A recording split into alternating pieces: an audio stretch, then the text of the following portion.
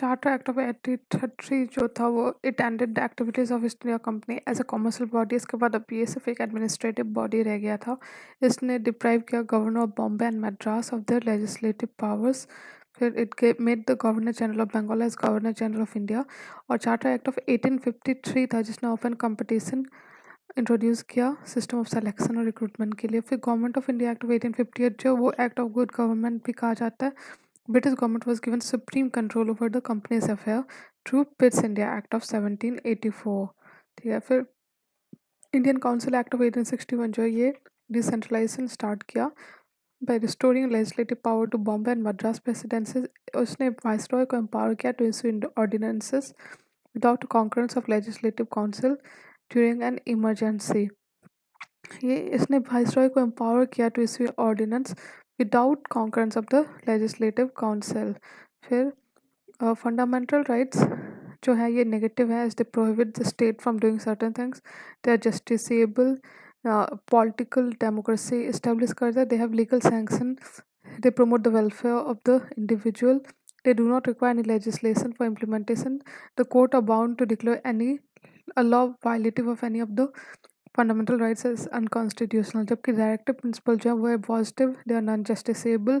ये social and economic democracy aim करता है और इसका है moral and political sanction. They promote welfare of the community instead of individual. They require legislation for the implementation. The court can not declare law violative of any of the DP. फिर government of India act of 1919 जो है इसने introduce किया bicameralism and direct election. इसने relax किया central control over provinces by demarcating and separating central and provincial subject. इसने separate किया provincial budget को सेंट्रल बजट में से और ऑथराइज किया प्रोविंशियल लेजिस्लेचर को बजट इनेक्ट करने के लिए। गवर्नमेंट इंडिया एक्ट ऑफ 1919 जो था वो बाइकमरलिज्म और डायरेक्ट इलेक्शन इंट्रोड्यूस किया। Relax central control over provinces. फिर for the first time provincial budgets को सेपरेट किया सेंट्रल बजट से और ऑथराइज किया प्रोविंशियल लेजिस्लेचर को बजट इनेक्ट करने के लिए। साइमन कमीशन का रिकमेंडेशन था कि वो federation of British India establish करे। साइमन कमीशन आया था नवंबर 1927 में। All the members of the commission were British.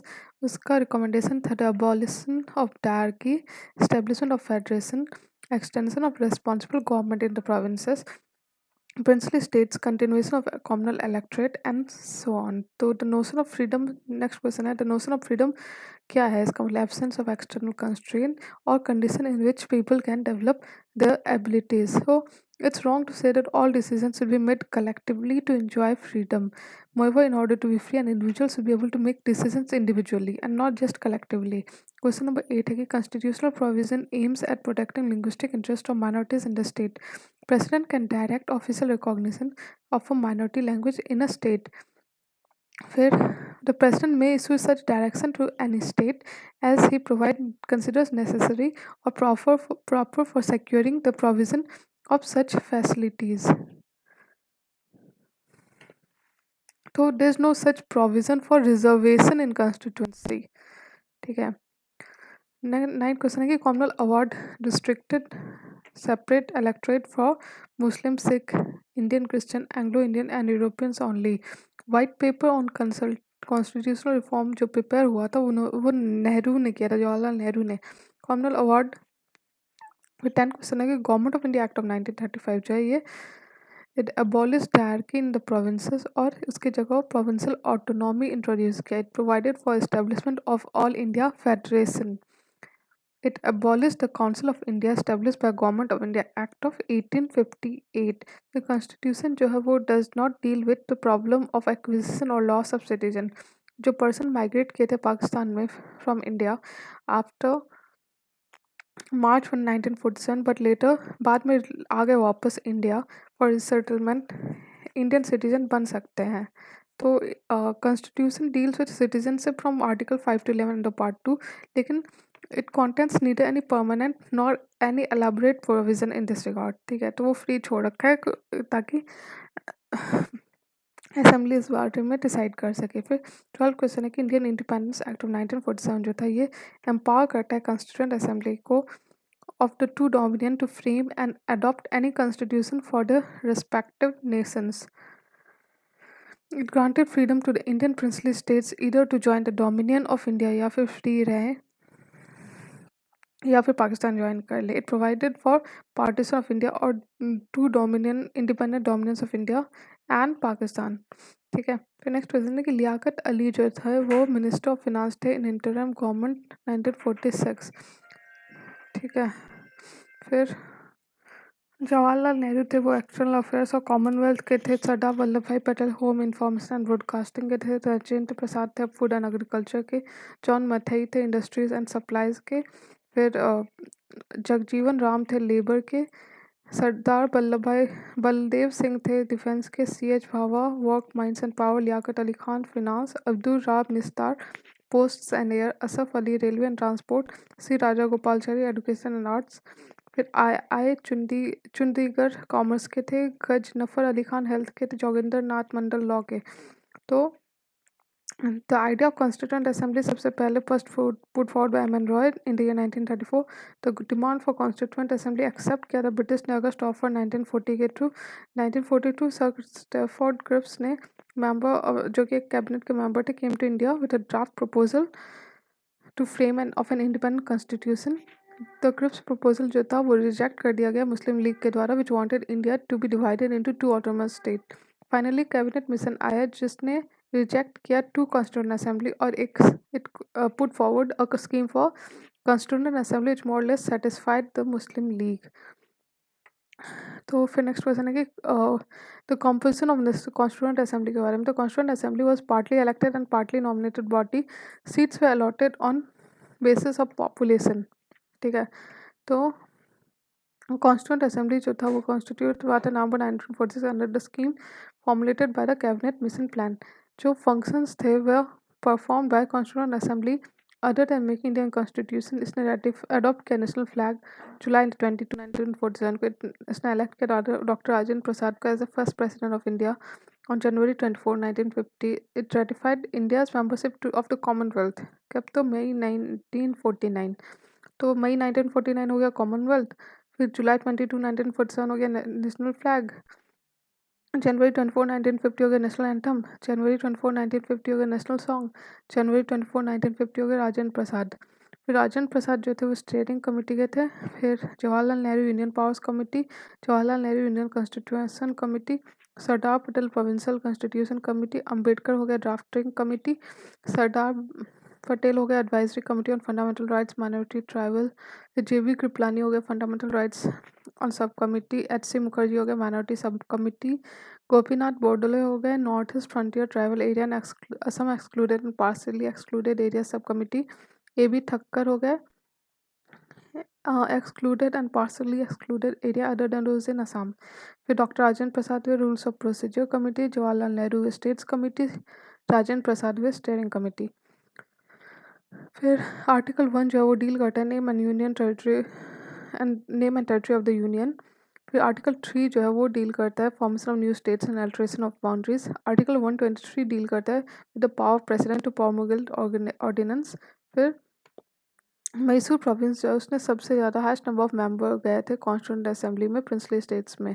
The provincial parliament ceased to exist कब तो अप्रैल 17 1952 से. फिर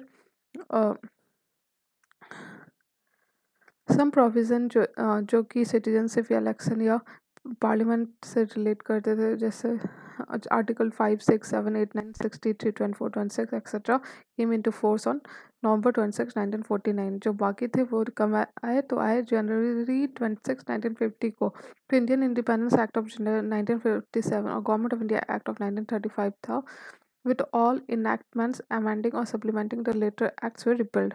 फिर क्रिटिसिज्म क्या होता है कॉन्स्टिट्यूंट असेंबली का. तो एक तो ये कि कांग्रेस डोमिनेट था. लॉयर पॉलिटिशियन डोमिनेशन था और डोमिनेटेड था हिंदूज के द्वारा. ग्रेनविले ऑस्टिन ने कहा कि कांग्रेस डोमिनेटेड था.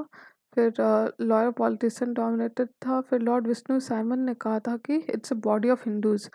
फिर 22 objective resolution introduced in the constituent assembly जो था वो था कि territories forming the union shall be autonomous unit and exercise all powers and function of the government except those assigned to the union.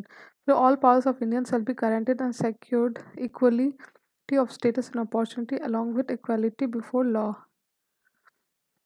itself flow from its people based on the doctrine of popular sovereignty. B R Ambedkar के अनुसार heart and soul कौन सा है constitution का, तो वो है right to constitutional remedies. Article 32 जो है वो है सुप्रीम कोर्ट का। Next question, directive principle of state policy में implement कौन सा हुआ, तो abolition of intermediaries like zamindars, जागीरदार्स, nationalization of commercial banks, bonded labor abolition act, maternity benefit act। तो जो डायरेक्टिव प्रिंसिपल है वो आयरिश कॉन्स्टिट्यूशन से लिया गया है, ठीक है। फिर schedules in the constitution of India, तो सेकंड जो है वो डील करता है एमोल्यूमेंट से, 11th नहीं रॉन्ग, 5th जो है वो फेडरल स्ट्रक्चर से डील करता है, deals with the administration and control of areas and scheduled tribes and areas and tribes in any state except 4 states: Assam, Meghalaya, Tripura and Mizoram. मतलब ये 5th वाला गलत है। सेकंड सही है, एमोल्यूमेंट से रिलेट करता है। 11th है पंचायती राज। 8th है लैंग्वेज से रिलेट करता है। 42nd अमेंडमेंट एक्ट जो था वो रिस्ट्रिक्ट करता है पावर ऑफ जुडिशियल रिव्यू, और 52nd अमेंडमेंट एंटी डिफेक्शन से रिलेट करता है। 42nd amendment is regarded as the most controversial constitutional amendments in Indian history. It attempted to reduce the power of Supreme Court and High Court to pronounce upon the constitutional validity of laws.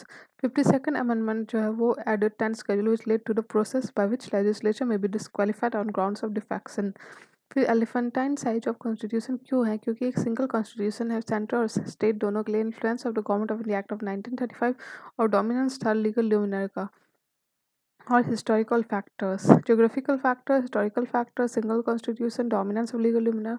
फिर salient feature क्या है Indian constitution का, तो ये federal system है, unitary wise के साथ drawn from various sources और इंटीग्रेटेड और इंडिपेंडेंट जुडिशरी है। तो यहाँ पे लैंडियस्ट रिटन कॉन्स्टिट्यूशन है, ड्रॉन फ्रॉम वेरियस सोर्सेज है, blend of flexibility and rigidity है, फेडरल सिस्टम है विथ यूनिटरी वाइज, और सिंथेसिस है पार्लियामेंट्री सॉवर्निटी और जुडिशियल सुप्रीमेसी का, integrated and judicial integrated independent judiciary three-tier government. The term federation has nowhere been used in the constitution. Federation is not result of an agreement by the states. Indian Regulating Act of 17th century जो है ये prohibit करता है servants of the company from engaging in any private trade. It designates the governor of Bengal as the Governor General of Bengal. It made governors of Bombay and Madras subordinate to the Governor General of Bengal. It prohibited the servants of India from engaging any private trade or accepting presents or bribes. It strengthened the control of the British government of the company. Pitt's India Act of 1784 distinguishes between commercial and political function. Parliamentary form of government जो है India का, Regulating Act of 17th century, ये prohibit करता है servants of India from engaging any private trade. It made Governor General of Bengal as of subordinate to Governor General of Bengal. It prohibited the servants of company from engaging in any private trade. Pitt's India act ने distinguish किया commercial और political function को। Charter act of 1853 ने introduce किया for the first time local representation.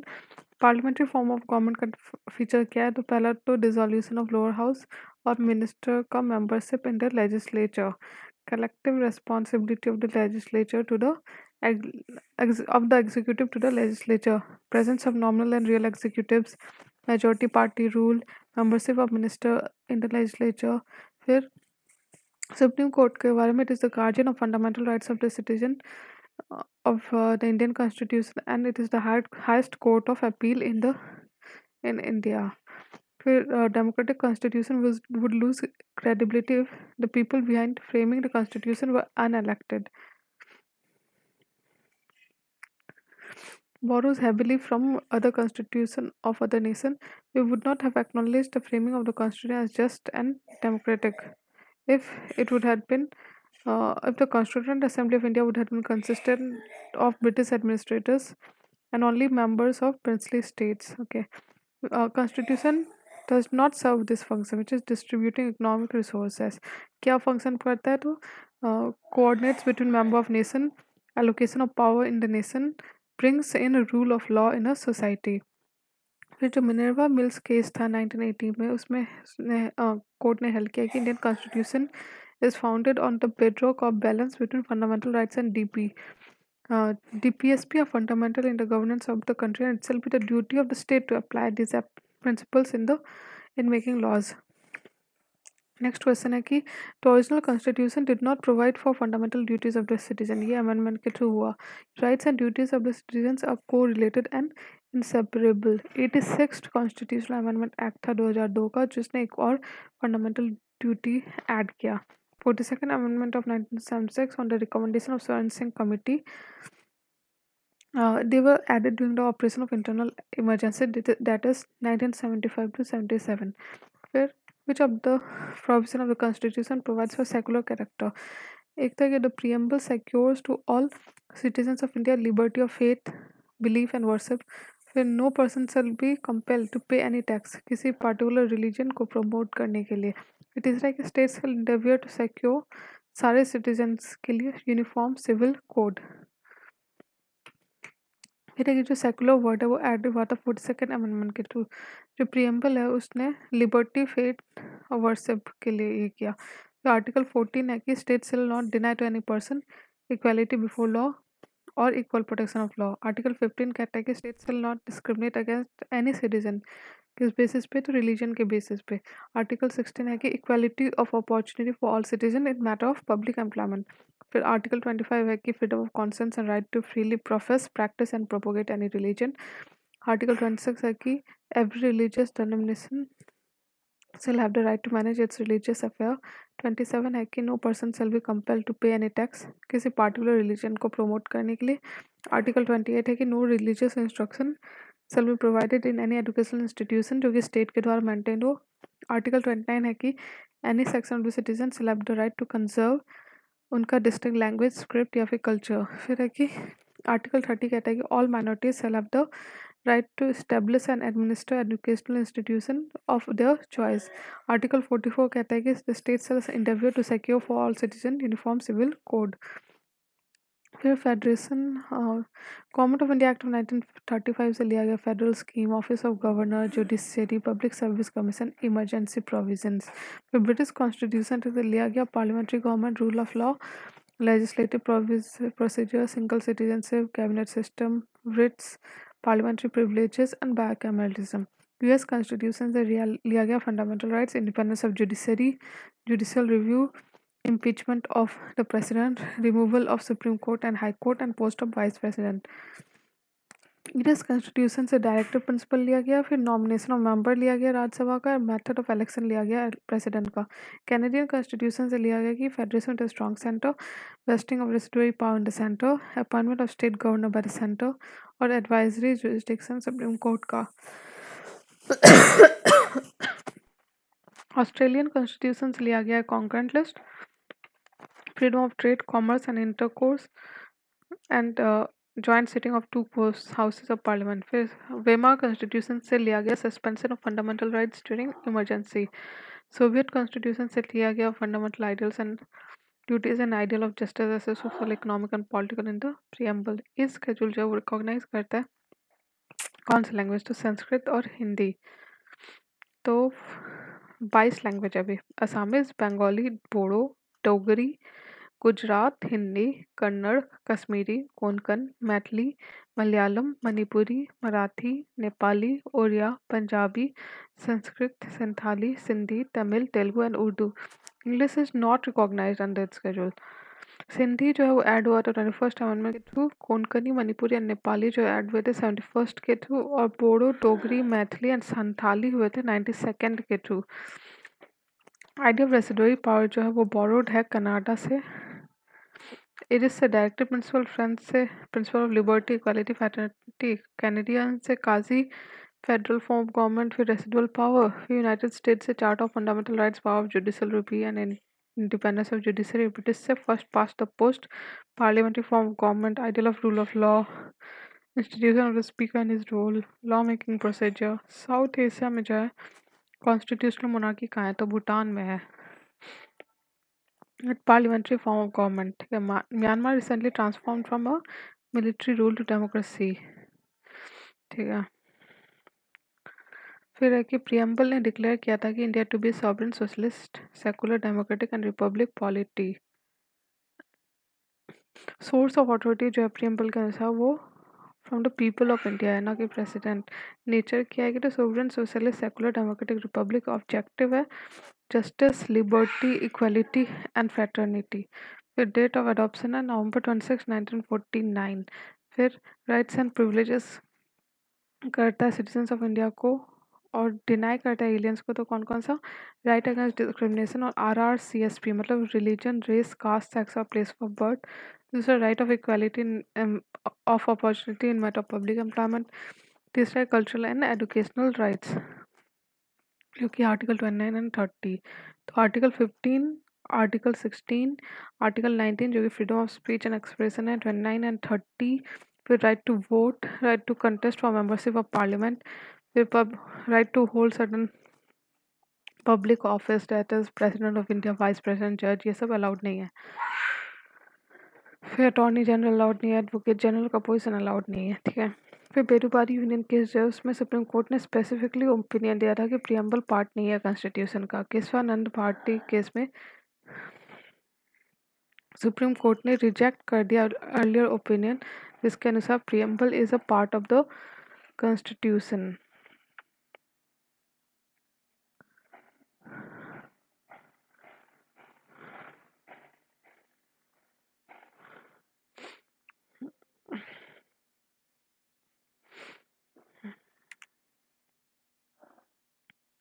Preamble जो है अभी तक सिर्फ एक बार अमेंडेड हुआ था बाय 42nd, जब 3 न्यू वर्ड ऐड किए गए थे, सोशलिस्ट, सेकुलर, इंटेग्रिटी।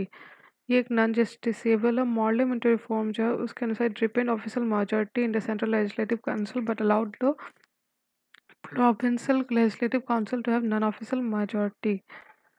इसमें सेपरेट कॉमनल रिप्रेजेंटेशन दिया गया मुस्लिम को। और government of India act of 1919 था जिसने फ्रेंचाइज दिया गया to limited number of people, tax, property और एजुकेशन के बेसिस पे। वोटिंग एज को रिड्यूस किया गया 21 ईयर्स से टू 18 ईयर्स। ये हुआ 61st कॉन्स्टिट्यूशनल अमेंडमेंट के अंदर, ठीक है।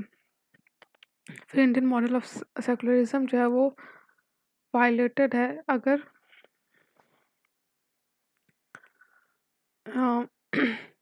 the banning of untouchability or intrusion of state in a talaq matter clearly shows that the state has and will keep intervening in religious matter. Indian model of secularism does not demand strict separation of religion and state. अब जैसे facilities है Haj pilgrimage या through subsidies और managing shrine management board at temple, for example Vaishno Devi shrine committee जो कि government के द्वारा manage होती है, और mosque does not constitute violation of Indian model of secularism. फिर the names of state and union territories and their territorial extent जो है वो मेंशन है फर्स्ट शेड्यूल में इंडियन कॉन्स्टिट्यूशन के।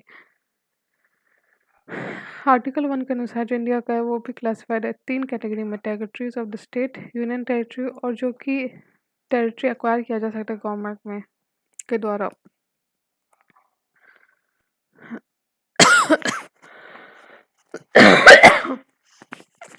सॉरी। फिर टेरिटरी ऑफ इंडिया जो है वो वाइडर एक्सप्रेशन है than the union of India, because जो यूनियन ऑफ इंडिया है वो सिर्फ इंक्लूड स्टेट नहीं बल्कि यूनियन टेरिटरी और ऐसे टेरिटरी भी इंक्लूड करता है जो गवर्नमेंट फ्यूचर में एक्वायर कर सकती है। फिर parliament can alter the boundaries of any state without their consent, और जो नया स्टेट और या बाउंड्री अल्टरेशन का बात होता है are not to be considered as an amendment of the constitution the article 368, ठीक है। फिर यूनियन ऑफ इंडिया जो है पहला चीज़ हुआ स्टेट रिऑर्गेनाइजेशन एक्ट, फिर वो formation of state of Gujarat, फिर स्टेट ऑफ नागालैंड, फिर Haryana. By the State Reorganization Act of 1956, 7 Constitutional Amendment Act, part A और पार्ट बी में डिस्टिंक्शन हटा दिया गया एंड पार्ट सी जो है उसको अबॉलिश कर दिया गया। 1960 में बाइलिंगुअल स्टेट हुआ, Bombay were divided into 2 separate state, एक तो Maharashtra for Marathi speaking, Gujarat for Gujarati speaking people, और ये 15th स्टेट था। 1963 में state of Nagaland was form by taking Naga hill और ट्वेंसेंग एरिया जो कि असम का था, और नागालैंड हुआ 16 state of the Indian union. से पहले असम के अंदर था ये। It was placed under the control of governor of Assam in 1961। फिर 1966 स्टेट ऑफ पंजाब जो है उसको अलग करके हरियाणा और पंजाब बनाया गया 17 स्टेट ऑफ इंडियन यूनियन और उसका यूनियन टेरिटरी बना दिया गया चंडीगढ़ में शाह कमीशन 1966 के रिकमेंडेशन में। कौन सा ब्रिज है वो इशू कर किया जा सकता है अगेंस्ट एडमिनिस्ट्रेटिव अथॉरिटीज? ये है मैंडामस एंड सैल्यूटरी। प्रोहिबिशन जो है ये सिर्फ judicial and quasi judicial authorities के अगेंस्ट हो सकता है। मांडामस जो है एक कमांड करता है issued by the court to public official ताकि वो ड्यूटी परफॉर्म करे। It can also be issued against any public body, corporation and inferior court और ट्रिब्यूनल। फिर रिट ऑफ स्टैट्यूटरी जो था वो could be issued only against judicial and quasi judicial authorities और ना कि एडमिनिस्ट्रेटिव अथॉरिटीज के अगेंस्ट। लेकिन 1991 में सुप्रीम कोर्ट ने रूल किया कि statutory can be issued even against administrative authorities affecting rights of individual. Like prohibition statutory is also not available against legislative bodies and private individual bodies. फिर 53 again, no person shall be citizen of India या फिर citizen deemed to be a citizen of India अगर उसने किसी और देश का ले लिया citizenship। और जो person born on or after 26 January 1950 लेकिन before 1 July 1987 is a citizen of India by birth। ये मैटर नहीं करता कि उसके पेरेंट्स की नेशनलिटी क्या है। और if is a citizen of any country he undertakes to renounce the citizenship of that country in the event of his application for Indian citizenship being accepted। ठीक है। नेक्स्ट है कि द कॉन्स्टिट्यूशन जो है वो प्रोहिबिट करता है discrimination किसी एक citizen on ground of religion, race, caste, sex और प्लेस ऑफ बर्थ, लेकिन not on ground of residence. The parliament can prescribe residence within a state और यूनियन टेरिटरी एक कंडीशन फॉर सर्टेन एम्प्लॉयमेंट और appointment in that state under article 16। ठीक है। फिर the term socialist जो है ये स्ट्राइव करता है मेंटेन करने के लिए equitable distribution of wealth in society. Government should regulate and facilitate the equitable ownership of factors of production to achieve desired socio-economic objective। जो बाउंड्री कमीशन हुआ था रेडलिफ का वो डिमार्केट किया था इंडिया और पाकिस्तान का boundary. The Radcliffe line was published on 17 August 1947 as a boundary demarcation line. फिर फंडामेंटल राइट्स जो है वो गारंटी करता है कॉन्स्टिट्यूशन को to all citizen without any discrimination. Fundamental rights जो है वो प्रमोट करने के लिए पॉलिटिकल डेमोक्रेसी। फंडामेंटल राइट्स जो है वो नॉट एब्सोल्यूट है बट क्वालिफाइड है, बट दे आर जस्टिसेबल। मतलब कि person can move to court for the enforcement. They are not sacrosanct और परमानेंट। मतलब कि पार्लियामेंट इसको कर्टेल या रिपेल कर सकता है बट अमेंडमेंट के थ्रू, ना कि ऑर्डिनरी एक्ट के through. The state is empowered to make any special provision for the advancement of any socially and educationally backward class. Untouchability जो है वो डिफाइन नहीं है कॉन्स्टिट्यूशन या फिर किसी एक्ट में, लेकिन however the Karnataka high court held that subject matter of article 17 is not untouchability in literal or grammatical sense but practice as it has developed historically। फिर द स्टेट जो है अंडर आर्टिकल 12 ये include करता है government and parliament of India, municipality और कोई भी private agency working as an instrument of the state. Statutory और नॉन स्टैट्यूटरी अथॉरिटीज़ भी इसमें आ जाता है। फिर द मुस्लिम लीग जो है उसने बॉयकॉट किया था, boycotted the meeting of constituent assembly. Constituent assembly जो था वो फुल्ली सॉवरेन बॉडी था जो कि which could frame any constitution it pledged. जो कॉन्स्टिट्यूएंट असेंबली का था उसका पहला मीटिंग हुआ था दिसंबर 1946 में।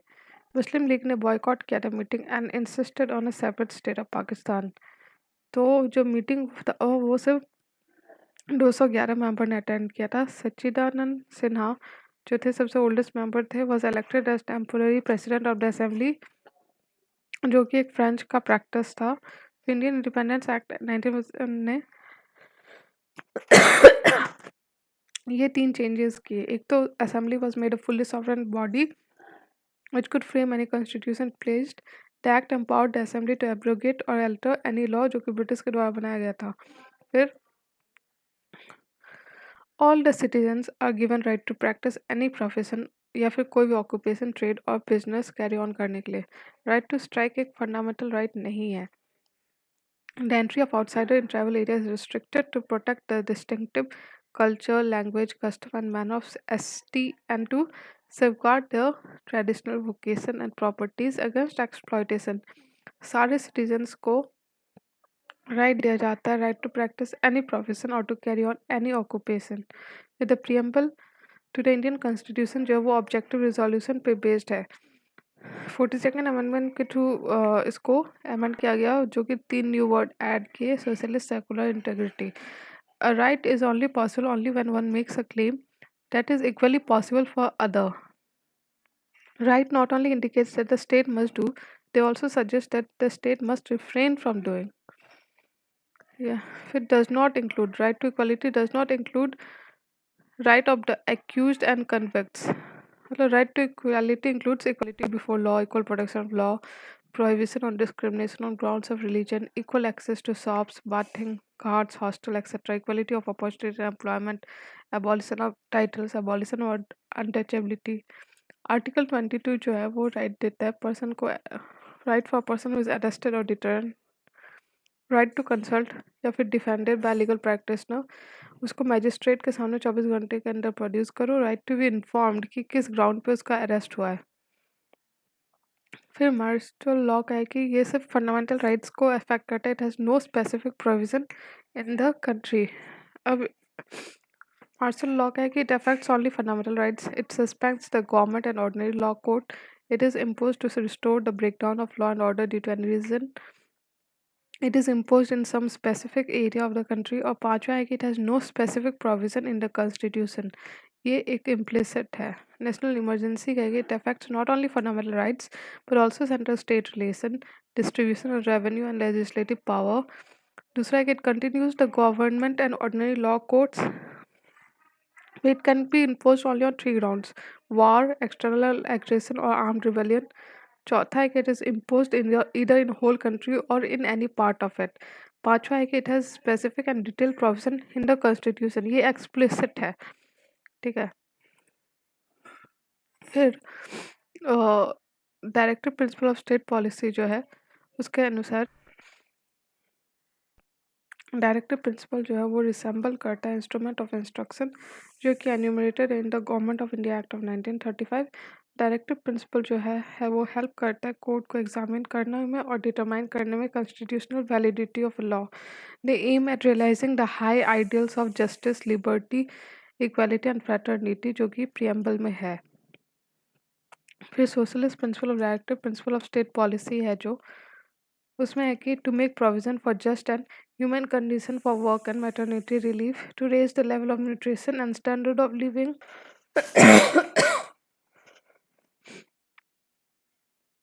to make provision for just and human condition for work and maternity relief and दूसरा है कि to raise the level of nutrition and standard of living of people and to improve public health article 38 जो है वो कहता है कि to promote welfare of the people article 39 है कि right to adequate means of livelihood equitable distribution of material resource prevention of concentration of wealth equal pay for equal work preservation of health opportunity for healthy development of children ये सब देता है फिर article 39 ए देता है कि promote equal justice and to provide free legal aid to the poor फिर article 41 है कि to secure rights to work to educate and to public assistance in case of unemployment, old age, sickness, and disablement.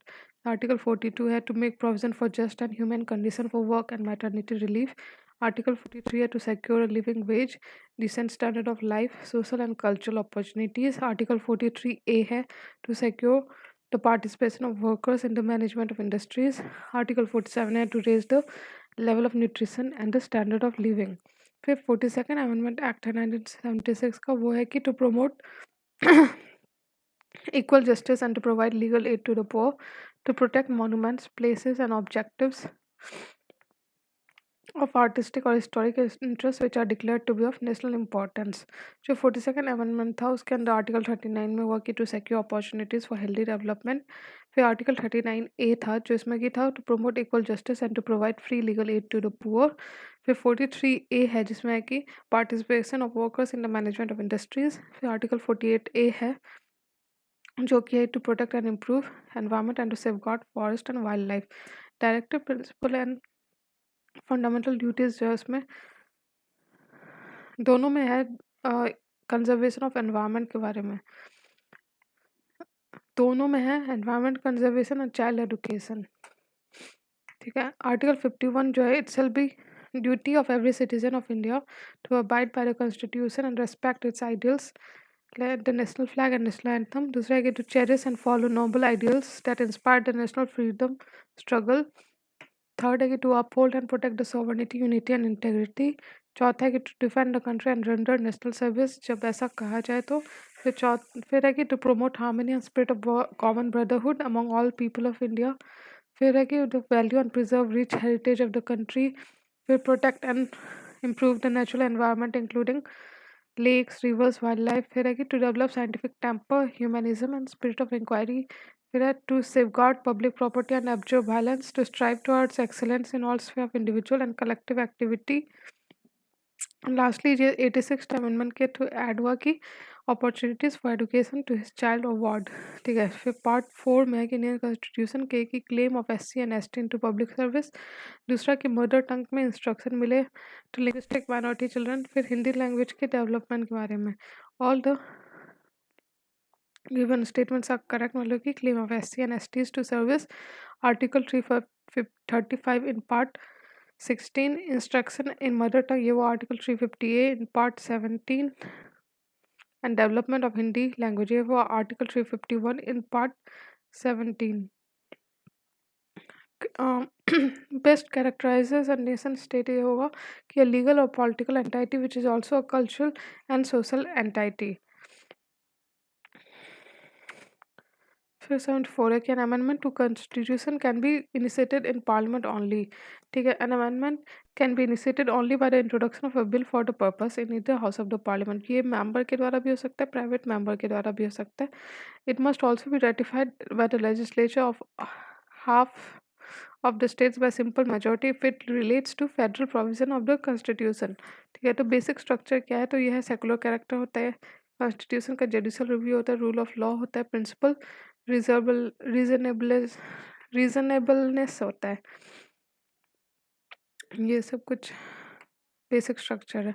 फिर oxytocin drug क्या है, ये एक life saving drug है जो कि national list of essential medicine में है। ये प्रिस्क्राइब किया जा सकता है जब वुमेन का लेबर होता है तब। The government has restricted its import and decided to confine manufacturing to Karnataka antibiotics and pharmaceutical limited, जो कि है government company. Oxytocin is included as life saving drug in the national list of essential medicine. Oxytocin जो वो uterus में stimulant करता hormone जो कि prescribed for initiation of uterine contraction and induction of labor in women as well as stimulation of contraction during labor। ठीक है, जो Fedor है ये एक रशियन ह्यूमनॉइड रोबोट है जो कि रेप्लिकेट करता है movement of a remote operator. फिर दूसरा रोबो नॉट जो है वो डिज़ाइन किया गया था नासा एंड जनरल मोटर के द्वारा with assistance from oceanography space system engine to accelerate development of the next generation of robot. फिर तीसरा है किरोबो है जो कि जापान का फर्स्ट जो रोबोट एस्ट्रोनॉट है, डेवलप किया गया university of Tokyo and Tomotaka Takahashi के द्वारा।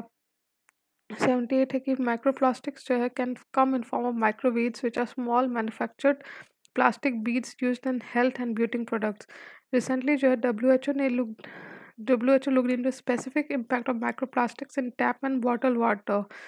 Plastic debris can come in all shapes and sizes but जो कि 5 मिलीमीटर से कम होता है या फिर about the size of a sesame seed, इन लोग को ना माइक्रोप्लास्टिक कहा जाता है। WHO said that level of microplastic in drinking water is not yet dangerous for humans but call for more research into potential future risk। The plastic waste management rules जो 2016 का ये expand करता है jurisdiction of applicability of rules from municipal areas to rural area। It superseded the earlier plastic waste management and handling rules 2011। जो plastic waste management and handling rules थे 2011 का which included plastic waste management.